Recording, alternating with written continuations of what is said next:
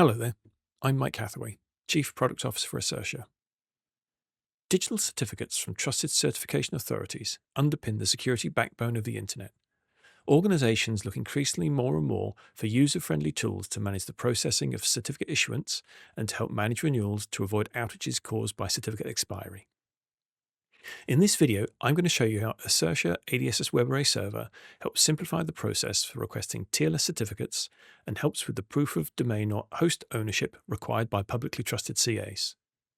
In this demo, we'll be using a Microsoft IIS web server and a demo website. Let's take a look. We will use Microsoft Cert Util to create a certificate signing request, commonly known as a CSR. Here is the request INF file with the subject distinguished name, subject alt name, and cryptographic service provider to protect the private key is all defined.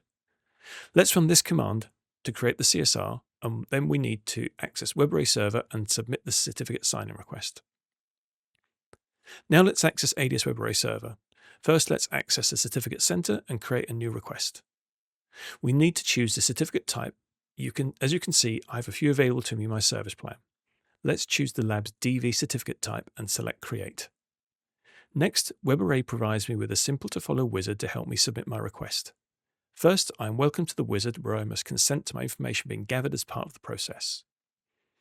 Next, I need to supply the certificate signing request itself from my web server. This can be uploaded or pasted into the CSR field.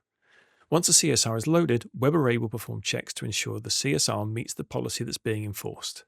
This includes checks along the lines of making sure that the public key in the CSR has not already been submitted and making sure that the key length and algorithms meet the Web Array policy. Web Array also provides the option for operators to view the raw contents of the CSR. In the next step, Web Array will display the subject distinguished name from the request. Web Array and ADSS Server work together to allow or disallow fields here to be edited. Note the organization field in this example is grayed out. Web Array enforces the organization name in the CSR matches the enterprise name in Web Array. This prevents certificates for the wrong organization name being issued. Web Array will now display the subject alternative name from the request. This page allows you to add or remove DNS names. These too must match the policy that's configured. Web Array can be controlled to permit DNS names and also prevent names to prevent the misissuance of TLS certificates. Next, Web Array will display the validity of the certificate that's being issued. In this case, I cannot make any changes. Finally, as the website administrator, I must prove that I am in control of the web server that created the request. I'm going to use the TXT file validation option. I need to click on the Upload a File button in the Actions section of the Domain Ownership Validation page. The Upload a File dialog displays. I must select the Download the TXT file from the domain certification link to my web server and provide the DNS name of the website and click Verify. Web Array will verify the existence of the file on the web server, and the domain verification status will now display that it has passed, and I can now click on the Generate button to create my TLS certificate. The certificate request is sent to the CA to be signed, and I will receive the signed certificate back for me to install on my web server. Now let's complete the installation.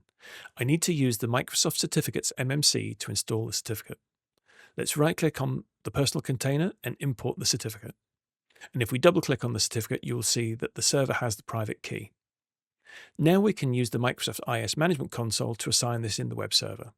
So we need to select the website in question, select Bindings, add a binding, select HTTPS, and choose the certificate I just installed, and OK these changes. Now if I use my browser, I can access the site using TLS, and with a few more clicks, show the details of the certificate being used. So there you have it.